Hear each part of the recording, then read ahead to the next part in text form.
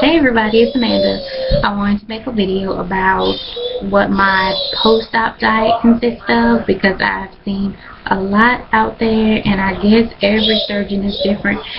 I can't quite figure out how each surgeon comes up with his or her particular post-op diet and how they figure it out, which one works and which one doesn't, or which one is successful and which one isn't. So I just wanted to put mine out there and let you know what mine consists of. My surgery is 2 weeks away. Very excited. Sorry, I got a little distracted there for a second. I went to my nutrition class this week and it was very informative.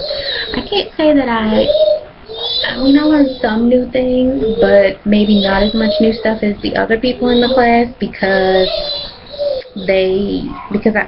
I've been watching so many YouTube videos, so it was not all new to me. But it was a nice refresher course, and it was it was good to take, and it made me feel good, and it just really reinforced everything that I already knew, which is always my advice, to everyone having this surgery, is to do your research. Research. Knowledge is definitely the key to, I think, being successful and to being successful. Basically, that's about it.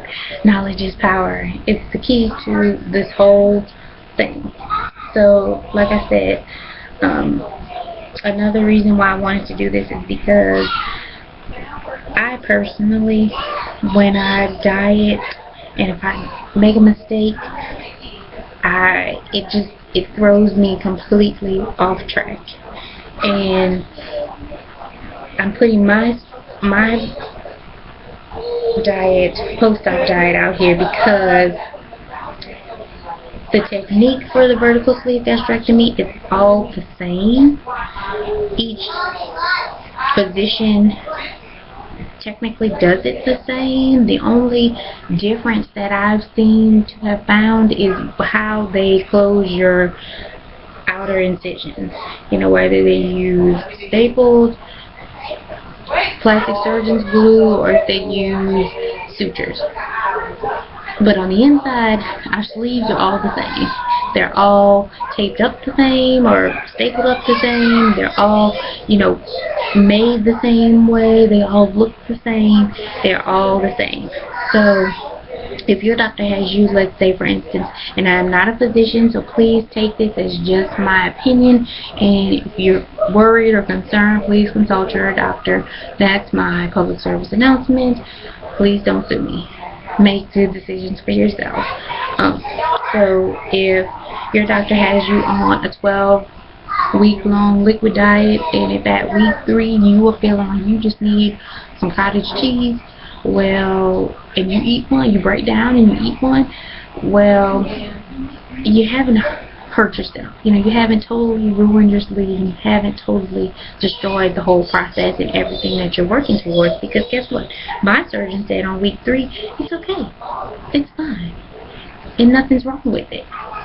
So I don't want you to feel like this is a complete setback and everything is wrong and everything is going straight to hell in a handbasket. It's alright. Just get back on track. Stick with your physician's diet, or you know what, maybe you need to get to a different diet that might work better for you, because not all diets work for all people. Obviously, that's why some of us are fat, because not all diets work for everybody. Not everybody can stick to everything. But anyway, back to my post-op diet. I do 5 days clear liquids, then days 6 through 14 I'm going to do full liquids, which are your soups, puree food, things like that. Then I switch to soft liquids, which are, I'm looking at my notes, sorry, I forgot to tell y'all that. Then I go to soft liquids, a soft diet, which are soft cooked vegetables, which are mushy things, mashed potatoes, cream of wheat, grits, crackers, Of course, still soft soups, broths, egg drop soup. It even says I could do cottage cheese, egg whites, low-fat cheeses, all kind of stuff like that. Meats don't get introduced until the end of the 4th week, the end of this soft food diet. That's weeks 3 and 4.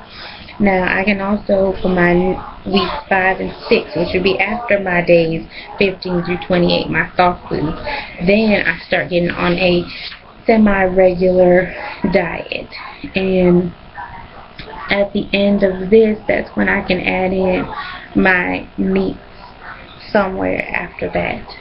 But this is during this semi-regular diet, weeks 5 and 6, I can add pastas, rice, more vegetables, canned fruits, even fruits without skins or seeds, lean meats, fruits, poultry, peanut butter, tofu, eggs, but I think eggs were added in earlier than that.